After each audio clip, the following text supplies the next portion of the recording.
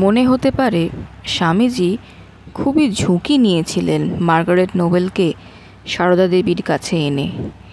নিবেদিতার মধ্যে ছিল জগৎ আলোড়নকারী শক্তি, ধাবমান অগ্নি তিনি। তাকে স্বামীজি এনে হাজির করলেন শান্ত কিরণ প্রদীপের সমীপে। কিন্তু স্বামীজি জানতেন তিনি কি করেছেন।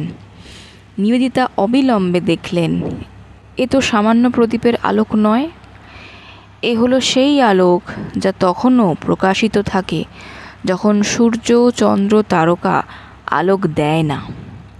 নিবেদিতা বুঝলেন, আলোকের আলোক যা, তারই উৎসের সম্মুখীন তিনি। কিভাবে নিবেদিতা তা বুঝেছিলেন তা দুর্গেয়, কিন্তু তার বোধের প্রমাণ প্রথমাবধি পাই তার পত্রাবলী থেকে। অথচ ভুল বুঝবার কারণ ছিল প্রচুর।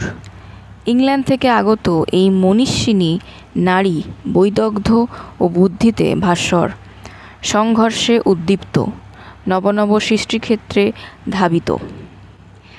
ইনি কি পেতে পারেন সারদা দেবীর কাছ থেকে, যিনি লৌকিক অর্থে অশিক্ষিতা, হয়তো পড়তে পারেন কিন্তু লিখতে পারেন না, অবরোধবাসিনী, সদা অবগুণ্ঠিতা, বহির্জীবন বলতে কিছু নেই, বৃহত্তর পৃথিবীর সমস্যা নিয়ে ব্যস্ত নন।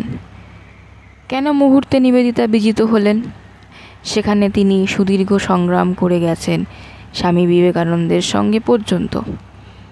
তার উপর এসে পড়েছিল কোনো নিঃশব্দ অথচ সর্বাত্মক আক্রমণ, যা তাকে অলক্ষ্যে পরাভূত করে পরাজয়ের আনন্দ গান তুলে দিয়েছিল তার কণ্ঠে। পাঠ করলাম শতরূপে সারদা বই থেকে। নমস্কার।